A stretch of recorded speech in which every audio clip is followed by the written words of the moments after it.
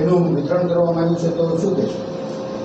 ભારતના 78માં સ્વતંત્રતા દિવસ 15મી ઓગસ્ટ આવી રહી છે.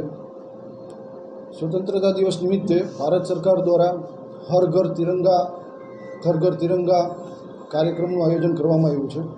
આ કાર્યક્રમ અંતર્ગત ગુજરાત ગૃહ વિભાગ દ્વારા પણ જુદા જુદા કાર્યક્રમો કરવામાં આવે છે. અમદાવાદ સિટી પોલીસ દ્વારા પોલીસ કમિશનર શ્રી સાહેબ દ્વારા પણ જુદા જુદા કાર્યક્રમો કરવામાં આવે છે. સીપી સાહેબની, ડીસીપી સાહેબ, જેસીપી સાહેબની સૂચનાથી આજ રોજ એસીપી શ્રી જે ડિવિઝનના અધ્યક્ષ સ્થાને મણિનગર પોલીસ સ્ટેશનની અંદર ઝંડા વિતરણનો કાર્યક્રમ રાખવામાં આવેલો હતો, જેમાં 200થી વધુ ઝંડા નાગરિકોને આપવામાં આવ્યા હતા. રાહદારી લોકોને, બાઇક સવાર લોકોને, રિક્ષામાંથી નીકળતા લોકોને અને ફોર વ્હીલવાળા લોકોને ભારતનો તિરંગો આપી અને લોકોની અંદર દેશદાસની ભાવના વધે તે માટે થઈ અને આજે મણિનગર પોલીસ સ્ટેશન દ્વારા કામ કરવામાં આવ્યું હતું. સાથે જે લોકો મોટરસાઇકલ લઈને નીકળતા હતા એ લોકોને પણ હેલ્મેટ પહેરવા માટે થઈને સખત સૂચના પણ આપવામાં આવી હતી, જેથી અકસ્માતો નિવારી શકાય. Thank you.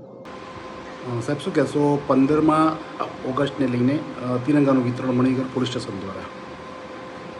આગામી 15મી ઓગસ્ટના રોજ 78મો સ્વતંત્રતા દિવસ હોય, જેથી ભારત સરકાર, ગુજરાત સરકાર દ્વારા ભારતના નાગરિકોમાં દેશદાસની ભાવના વધે અને ઘરે ઘરે તિરંગો લહેરાવાય તે માટે થઈને ઘર ઘર તિરંગા, હર ઘર તિરંગા જેવા કાર્યક્રમોનું આયોજન કરવામાં આવ્યું છે.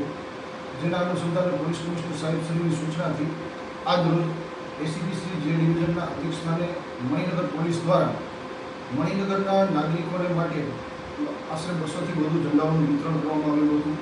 ભારતનો રાષ્ટ્રધ્વજ અહીંથી પસાર થનાર નાગરિકોને, મોટરસાઇકલ ચાલકોને, રિક્ષા ચાલકોને અને અન્ય વાહન ચાલકોને આપવામાં આવેલો હતો. કાયદાનું પાલન કરવા, હેલ્મેટ પહેરવા અને નીતિ નિયમોનું પાલન કરી અને આ દેશની નામના વધારવા માટે થઈ અને આગળ પોલીસ દ્વારા નાગરિકોને સંદેશો આપવામાં આવે છે. Thank you.